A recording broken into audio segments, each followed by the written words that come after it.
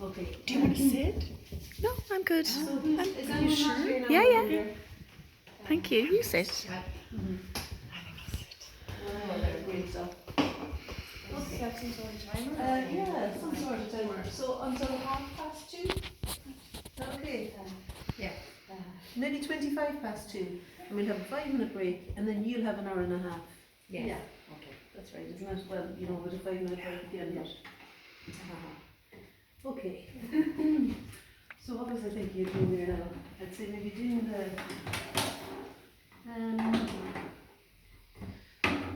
Kieran, do you have a roll of not toilet paper, kitchen paper? Could I please use it? Yeah. Mine is run out, I think. Alright, I'll put it somewhere and I can. Oh no, there it is. Well, in fact, you will do the shadow of the eye first before doing the eye. Well, Do you want to hold on to it over there? okay, just in case. Well, wait and see. We don't know. It's an adventure. Exactly. Who knows what's going to happen next? Yeah. But the plan is to do an eye and Yeah. to explain how I would recommend approaching painting an eye Yeah. with the square, with the flat Yeah. brushes, and Yeah. really, under normal circumstances, painting a portrait, I'd like to try and bring everything up together. But because of it being a demonstration, I want to just focus on the eye more than anything else in order to get something complete. Yeah. You know. So I wouldn't recommend that you relentlessly chase one eye. But that's what I'm going to try and do somehow. But I'm still going to do the context. That's exactly what I do.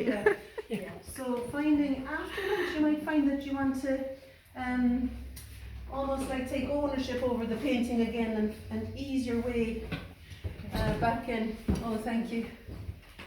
Someone's very wet out there. Good job there, sorry. Sorry, Marina. Oh gosh, he was standing outside me. Oh gosh. Okay.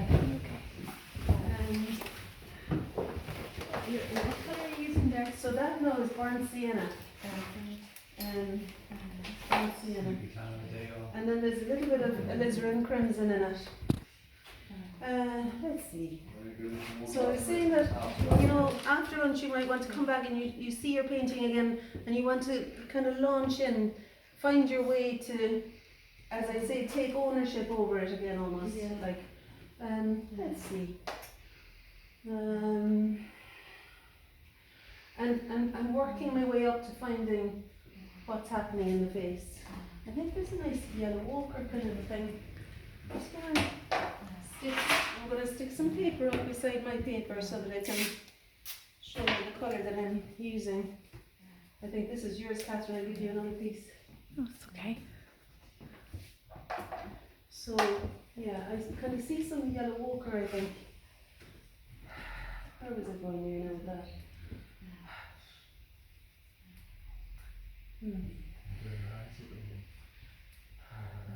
Okay. So you might find that focusing on the out breath is helpful when you're steadying yourself to breathe out and you know, just finding where the dark stops.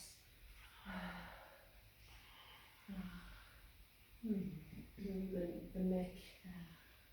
And these brushes are good because you can pull and lift, and in the lifting you're somehow creating an edge, and then you can lose it again a little bit maybe. And I think now I'm going to put something a little bit darker in there for where the shadow of the head is cast onto the neck. Let's see now. There seems to me to be something a little bit darker here. I'm just again pulling and lifting. And like, it's not that there's only one way of using the brushes, but finding ways to make it work for you rather than being cumbersome. And then there's kind of a dark triangle. So I'm trying to do something everywhere in order to work my way into to find the landscape within which the eye will sit. I suppose is a bit of it.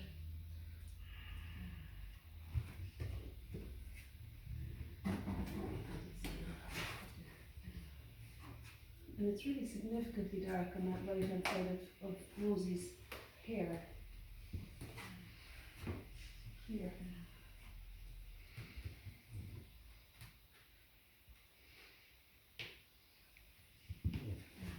And the skin might be a little bit wet there.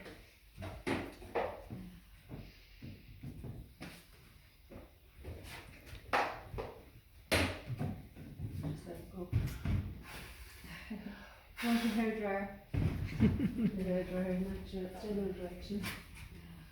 Maybe some dark in there as well, kind of.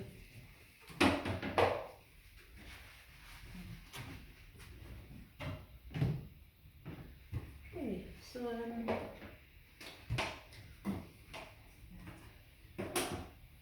still feel like I want to do something that's kind of broader.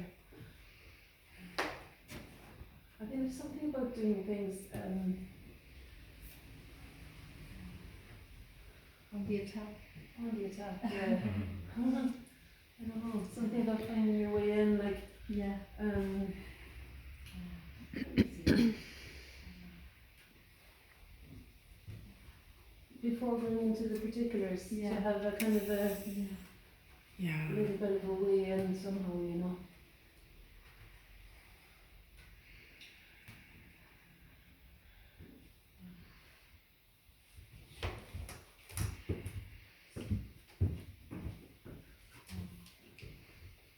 And it's dark there, and then here too is really significantly quite dark. And of course, you know, watercolour dries a shade lighter, so you can rest assured that when something goes on, it'll be lighter in half an hour, like, or less.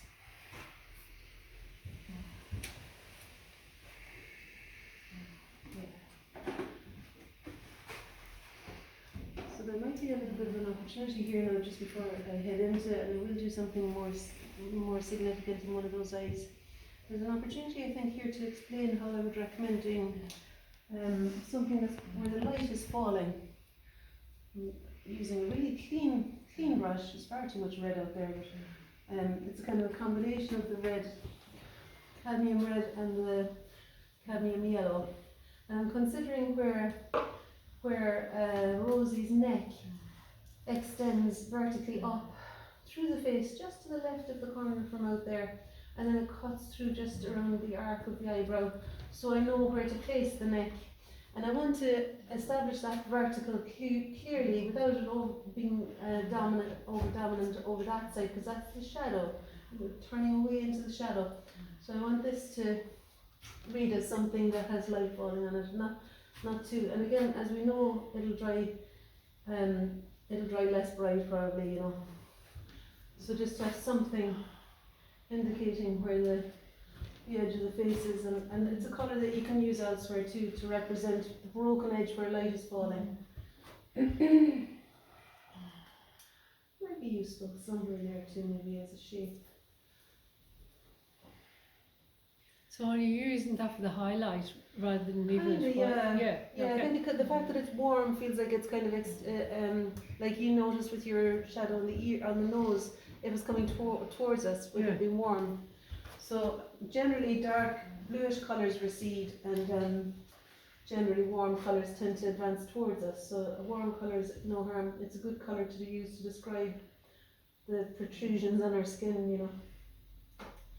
So for example, we might even use something kind of warm with a clean brush to describe that, a little bit of the filtrum there, like it might be that, because I want to carve down a little bit of that lip, it might be that this is a place where I could inject a little bit of warmth, you know. It's not really that warm, is it? Because all of this is so, all of this is still white. This isn't so much reading as warm, but it's an opportunity in places where you want to bring some colour in, but you want it to still read as light. It's a good place then to use your warm red-orange colour.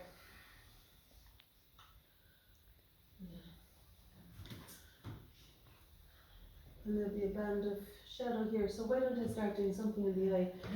I'll tell you why. It's funny, isn't it? I think it's because, like, first I want to have, the last thing I want to do really is to have some sort of dark there sitting in front of the ear on the right hand side. And I'm going to use the red and green dark.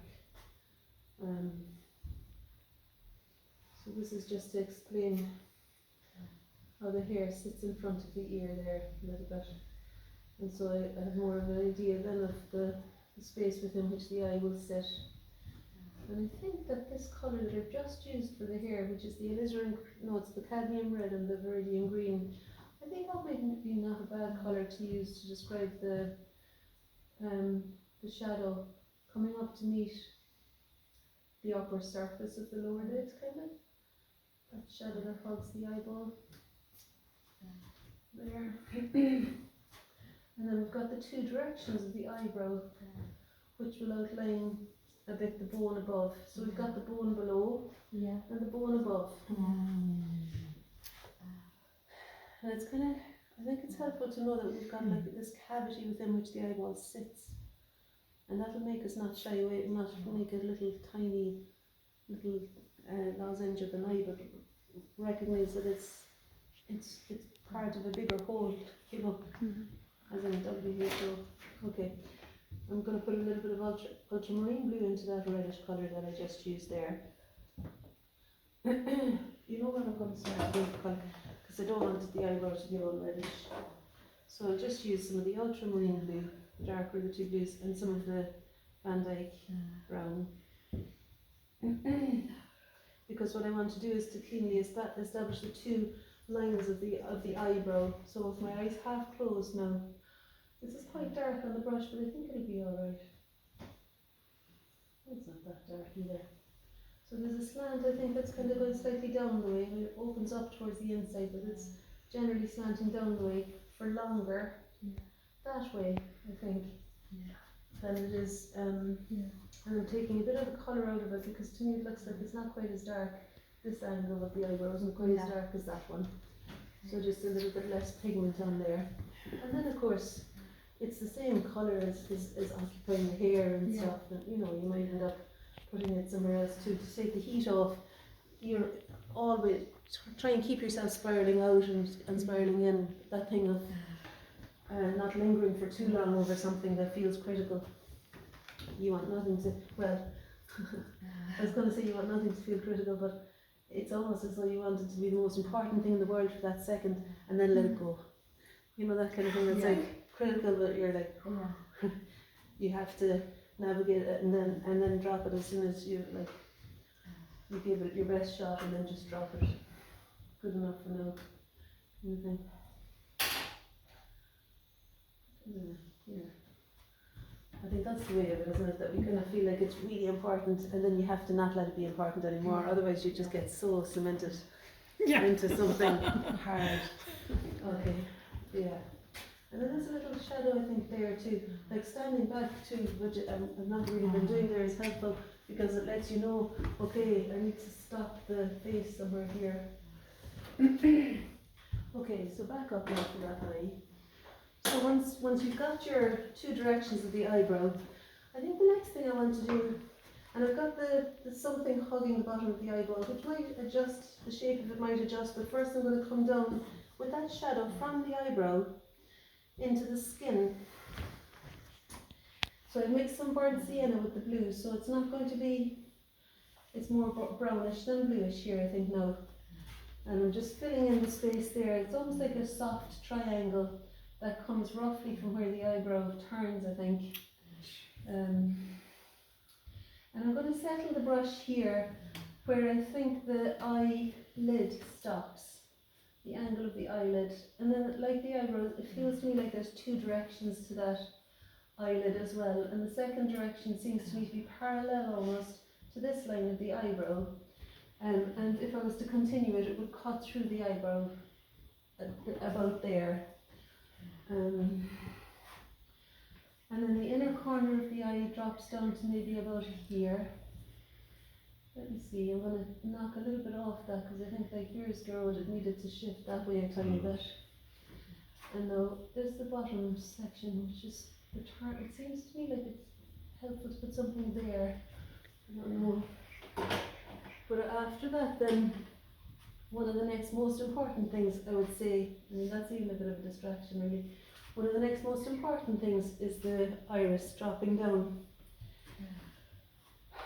And you might need to tolerate the iris looking a bit funny for the first, rather than making yourself a very, botanical illustration, if you like, of the eye. You're going to just want to put something in there and stand back.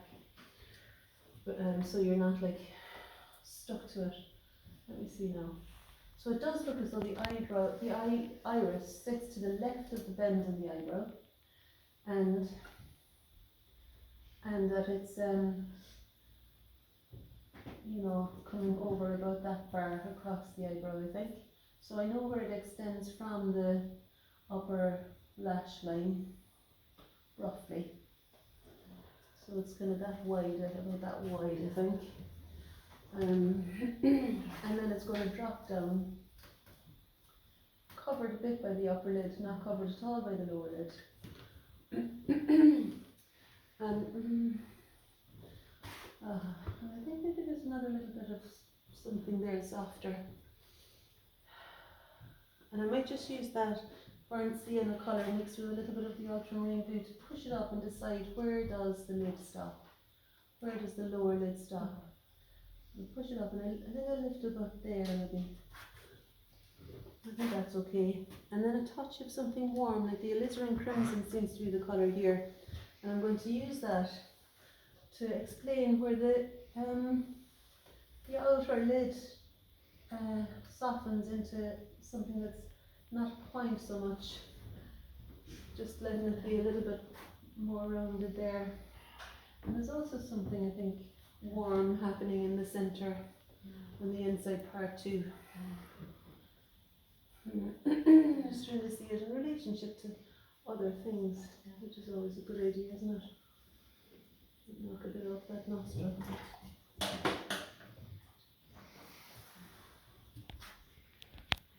Yeah, I think we need to just send that back a tiny bit. And you can kind of do that with things like with watercolour. You can let it a bit nondescript for a while. If something feels slightly off and you don't know what needs to be changed, you can at least just make it a little bit foggy and leave it alone for a while. Okay, I'm going to carry on with the iris a little bit longer. Just maybe got a couple of minutes now. And there will be a second line to the lid. So the eyelid has a second, of course it's a bit wet now, so it might not end up really being clear. So I may need to wait until it's dry enough that I can impose a darker shade or something, a clearer line to describe the second line of the lid where it's meeting the socket. I'm just going to put in a bit of ultramarine blue. Often in the eye you might find that, I should really stand up. You might find in the eye area that it helps to distinguish parts from each other through using colour.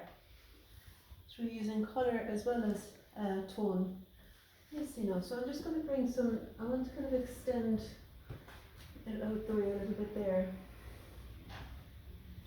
That was, I think, maybe burnt sienna, maybe with a touch of yellow ochre in it. And it seems like there's a softer transition between that shadow and the cheekbone there. Yeah. And then there'll be the little dip between the eyebrows where the nose begins to extend out, but not until about halfway down the iris, I think. So there's that band where it's almost like a cavity there for a little while.